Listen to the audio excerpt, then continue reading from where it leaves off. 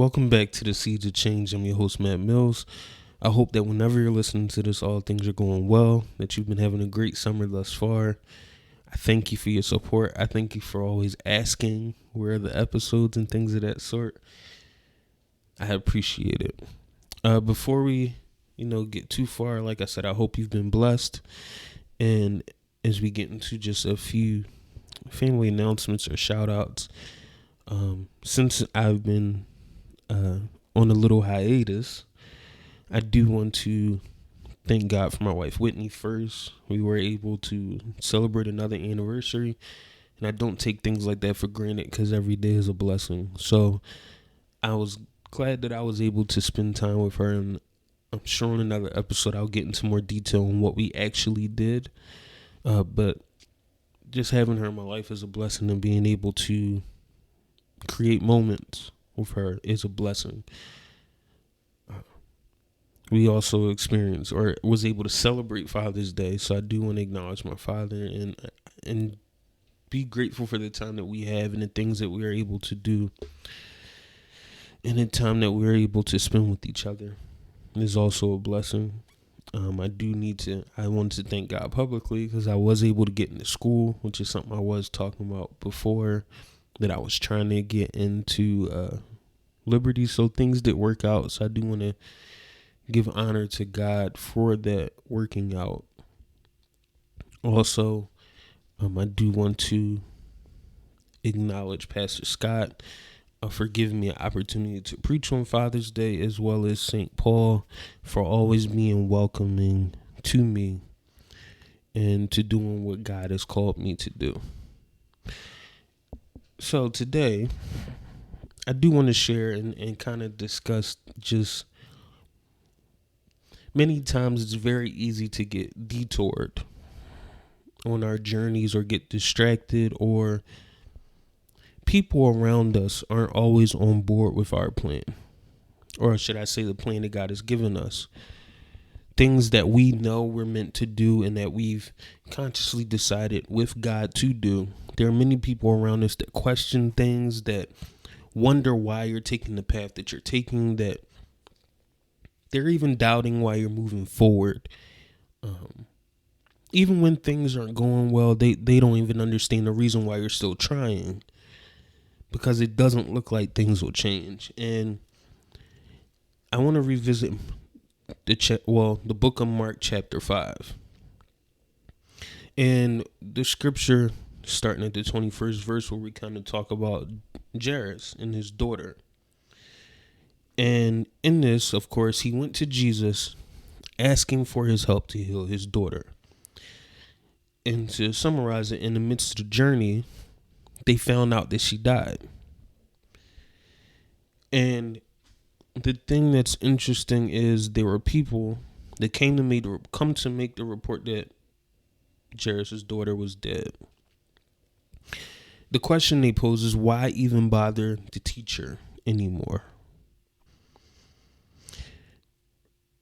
And that's important because there are a lot of people that when you have a dream, or when you have a goal, or you have something you're working towards, that will question your methods. In this situation, he asked Jesus to come heal his daughter, of course. And because she no longer was alive, they wondered, why is he even still coming? And that's important because there are sometimes that, even if it's a valid concern, there are some people that will not be on the same page with you. There are some people that won't see what you see. There are some opportunities that you may pursue. There are some things that you might do just for your own sanity. And then we're like, why do you always do that? Why do you always find time to go to church? Why do you always find time to go work out? Why are you always staying home to read? There are some people, whether it's big or small, if it's something you feel led to do that they don't agree with, you will hear about it.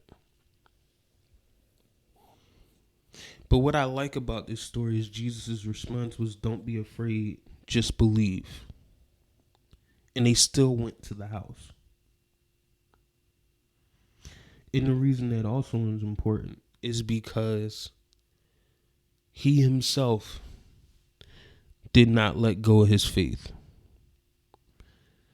Even when he got to the home, there was people crying and wailing loudly because of the death of the daughter.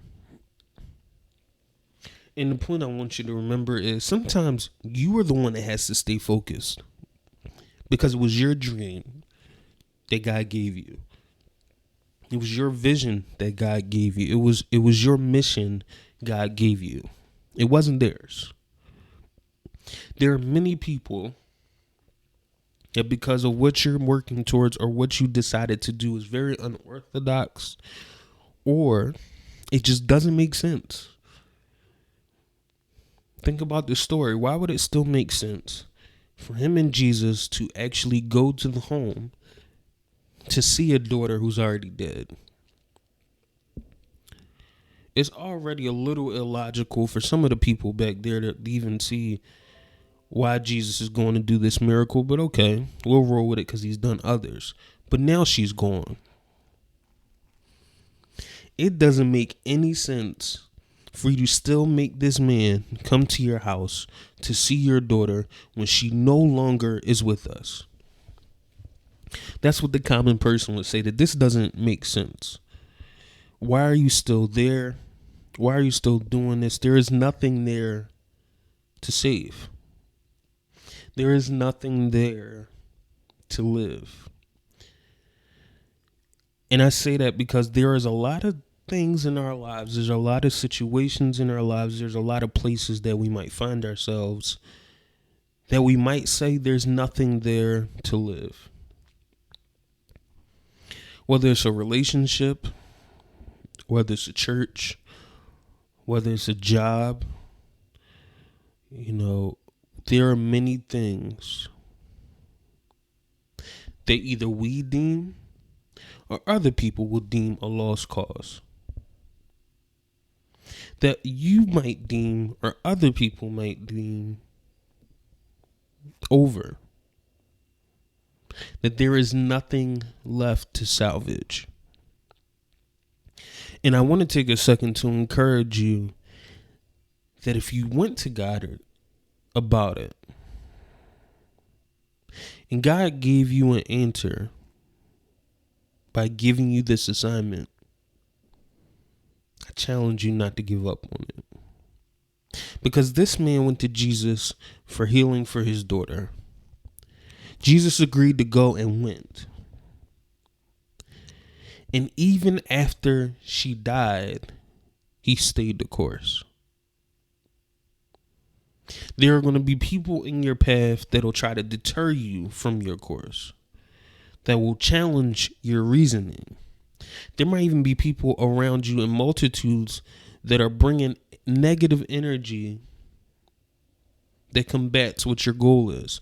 And you say, yeah, they were crying because they thought she was gone, but their energy also did not help the situation in which the man decided to embark on. He decided to still bring Jesus and just a couple of the disciples to his home, despite what it looked like. So I want to encourage you in this season that you might find yourself in places where you don't understand what it looks like, or it looks like it won't change. It looks like that there is nothing else that can come of it. You might even be in a place where you're right where you find out that it died, where things got worse before it got better. I challenge you, if you ask God for something, or God has given you an assignment, don't abandon it. Don't turn a blind eye to it. Don't use your own reasoning and judgment to deem it dead. Because we both know we serve a God that can resurrect anything, including himself. If he begun this work in you, you have to believe that it's going to come to pass. Because the people around you might not believe. So you have to find a way to dig deep in your faith to continue to believe when the people around you don't. And if you continue to read the story that his daughter was resurrected, his daughter was brought back. Jesus even told the multitude that she was sleeping. But the Father never deterred from the plan. When he found out she was dead, Jesus told him to just believe. You never heard him say anything but the fact that they still went to the house. I'm not saying it's easy to stick to the assignment. I'm sure it has some difficulties. I'm sure that her father was hurt when he found out that she died. But he still went to the house with Jesus. Hold on. Stay the course. Stay the assignment. Keep focused. Even when it looks like it got worse. And in this case, it did get worse. Remember the important part. To stand on what you ask God for. And to remember that God is with you. Because even in this story, as hard as things got, Jesus was right by that man's side as he was going to the house. Remember that even when things get difficult, the Lord is by your side. And have the faith to stand on what you asked for. Even when you don't see it, that's faith. Even when you don't see it, you still walk in what you ask God for. So I thank you for listening. I thank you for tuning in. I appreciate your support once again. And I appreciate your time because it's the one thing we can't get back. So I appreciate you making the most of it and sharing it with me. I hope that you have a blessed day. I hope that you have a blessed weekend. And until next time, continue to keep God first. Continue to spend time with your family. And continue to make the most of your time.